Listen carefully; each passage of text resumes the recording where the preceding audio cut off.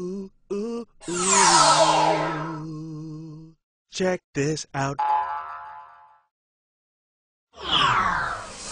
You're watching the Dean Show, and this is the mailbag. This is where we take your calls, we take your questions, so any of you wanted to call in. And for future reference, when it's playing as a recording, you won't see the phone number on the screen. And we'll have... Hold on.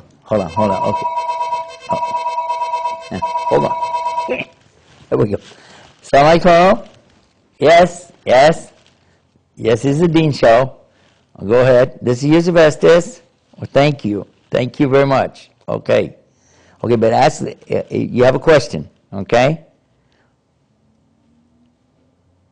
Alrighty then. We'll do that right now. Keep your TV on, and we'll. Okay. Assalamu alaikum wa rahmatullah. Question. They called in and they're asking us about the subject of how do you prove there's God, and how do you overcome the question when somebody asks you that where did everything come from, and what about the Big Bang, that the universe is coming from a Big Bang, and why don't we just accept that instead of coming up with this creation business? Okay, one of the ways I like to explain it to our students is like this. It's pretty simple.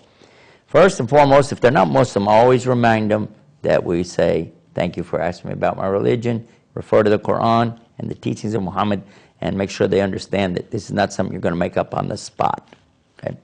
The next thing, though, is to ask them, what would happen if I take a water glass and I walk out to the pavement and I drop it? And it'll shatter into many pieces, splintered and break, and it'll just be destroyed, glass everywhere.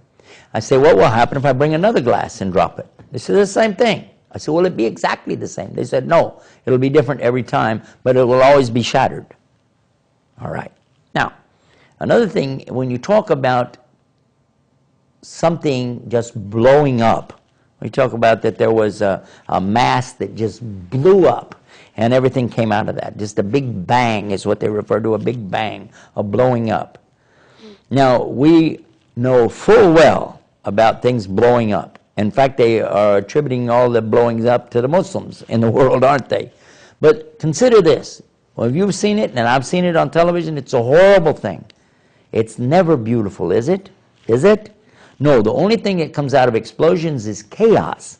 When there is this random blowing up or the random dropping of this glass on the pavement, you'll get mess. You don't ever get order. You don't have order that comes out of chaos. Never, ever.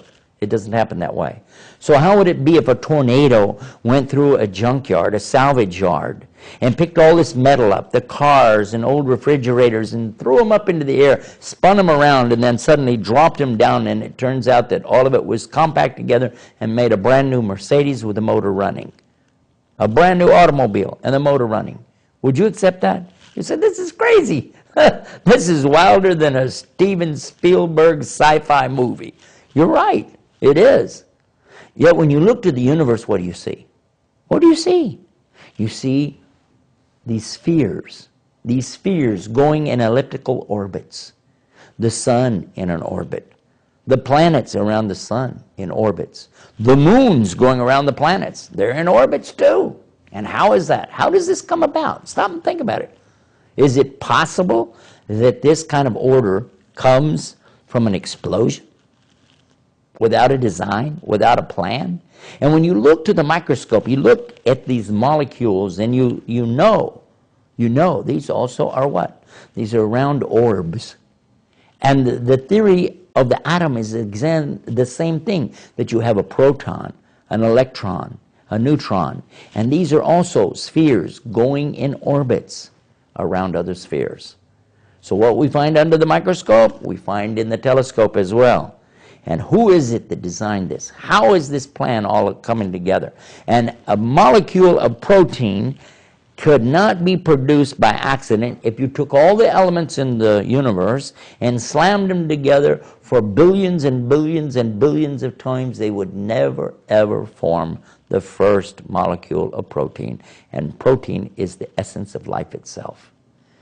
We know that all life came out of water.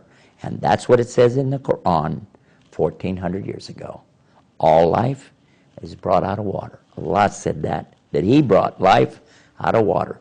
Go check it out. Go to scienceislam.com. Prove it for yourself. Okay, let's go back to the show. Already in progress. You're watching The Dean Show.